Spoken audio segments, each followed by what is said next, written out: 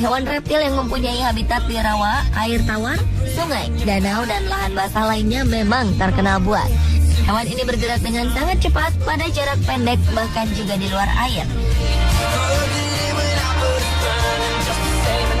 Rahangnya memiliki kekuatan 5.000 pound per inch yang menjadikannya sebagai hewan dengan kekuatan gigitan paling kuat yang ada di dunia.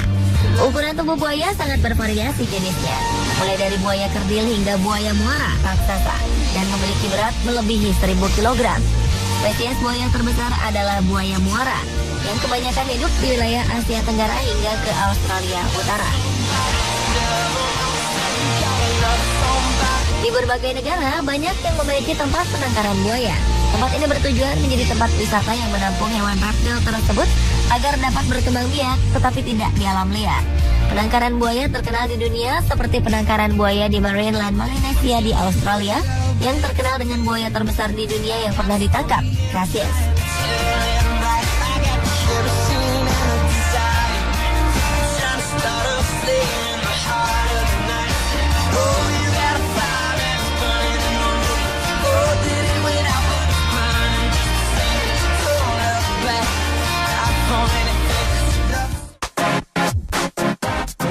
Di Indonesia ternyata ada tempat penangkaran buaya yang terkenal hingga ke luar negeri.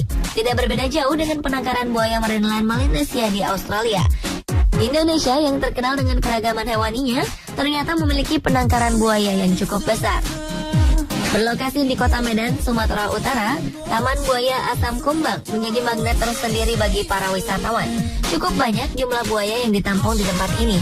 Bayangkan saja, tercatat menurut pemiliknya di tempat ini terdapat lebih dari 2.800 ekor buaya. Uniknya, tempat ini ternyata dimiliki dan dikelola secara pribadi oleh Ibu Lim Hoi Cho dan keluarganya. Buaya-buaya yang ada saat ini adalah hasil perkembangbiakan yang pada awalnya berjumlah hanya 12 ekor. Pada tahun 1959, Lautan Mok yang merupakan suami dari Lim Hoi Cho mempunyai kegemaran untuk mengkoleksi buaya. Karena perkembangbiakan buaya yang cepat, maka diperlukan pula tempat yang cukup untuk menampung hewan yang terkenal dengan kekuatan rahangnya ini. Pada akhirnya, lokasi yang bertempat di Jalan Bunga Raya 2, nomor 59, Desa Asam Kumbang, Kecamatan Medan Selayang ini dipilih dan bertahan hingga sekarang.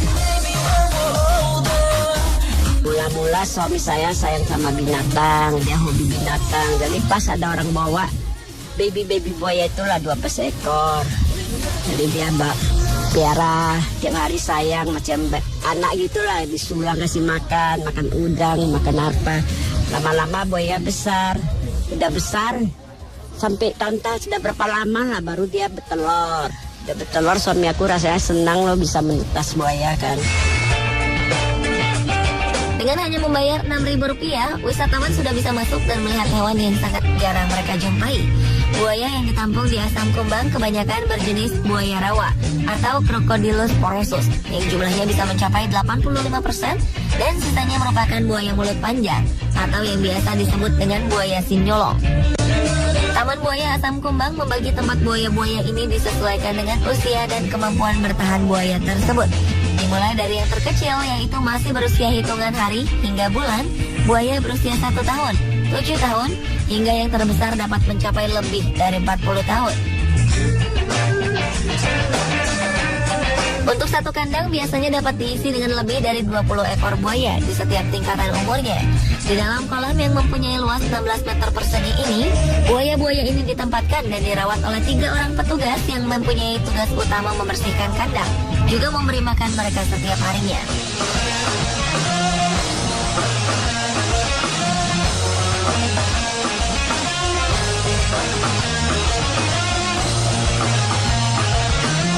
Ternyata selain buaya yang berperawakan normal, di Asam Kumbang juga terdapat buaya yang tidak memiliki ekor atau yang akrab disebut dengan buaya buntung.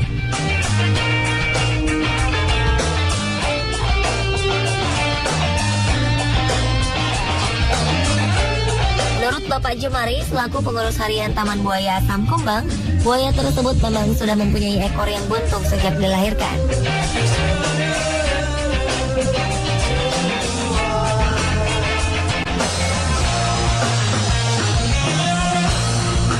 Selain kolam yang dibuat dengan semen dan batu bata, habitat utama buaya-buaya ini sebenarnya adalah kolam telaga yang terletak di sebagian tanah seluas 2 hektar.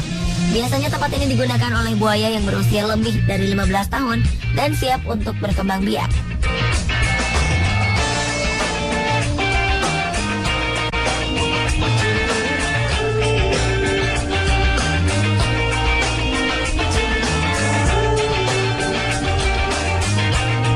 Tempat ini juga berkembang menjadi habitat bagi burung-burung bangau yang banyak hinggap di sekitar kolam telaga. Menurut Bapak Jemari, di tempat ini masih terdapat ke-12 ekor buaya pertama yang dirawat oleh Bapak Lotan Mok dahulu. Untuk proses bertelur buayanya biasanya ada musim-musimnya. Setahun dia sekali untuk bertelur. Biasanya di musim penghujan. Kemudian nanti bertelur, membuat sarang seperti ini. Nanti kemudian dijaga sekitarnya.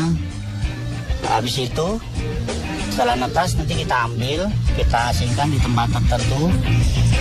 Di situ nanti kita kasih makan udang. Biasanya 2 hari sekali kita kasih makan udang. Setelah umur sekitar 6 bulanan bisa kita latih, kemudian pakai makanan dengan daging dipotong-potong kecil-kecil. Kemudian kalau yang nanti udah dewasa, udah agak besar, pindahkan tempatnya yang agak luas. Nanti sekitar udah dewasa lagi, baru masukkan ke kolam yang seperti ini untuk berkembang biak lagi. Tentu saja memberi makan ribuan buaya ini adalah masalah yang tidak mudah. Untuk itu diperlukan sekitar 500 kg daging yang terdiri dari daging ayam, bebek yang sudah mati, maupun udang setiap harinya untuk memenuhi asupan makanan dari para buaya yang paling kecil hingga paling besar. Waktu yang tepat untuk mengunjungi tempat ini adalah pukul 16.30 karena ini merupakan waktu makan bagi para buaya.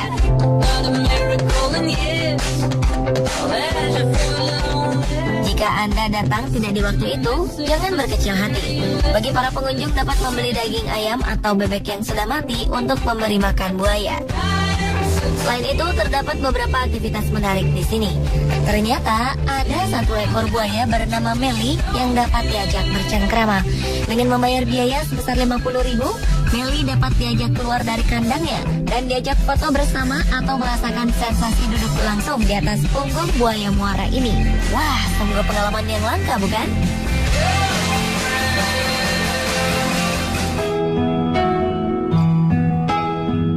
Dahulu Meli mempunyai teman setia, seekor monyet bernama Bodong. Bodong biasa bermain bersama Meli dengan menaruh kacang di mulut Meli dan mengambilnya tanpa rasa takut. Tapi sayang, kini Meli harus kehilangan monyet teman setianya yang mati karena sakit beberapa waktu yang lalu. Taman Buaya Asam Kumbang merupakan tempat unik yang jarang dimiliki daerah-daerah di Indonesia, hingga menjadi tempat wisata yang menarik wisatawan dari berbagai daerah Indonesia maupun luar negeri. Buaya-buaya yang mencapai ribuan ekor ini nantinya akan membutuhkan tempat juga makanan yang cukup. Sungguh sayang apabila tempat ini tidak dikelola secara maksimal dan tidak mendapat perhatian besar dari pengelola dan tentunya pemerintah.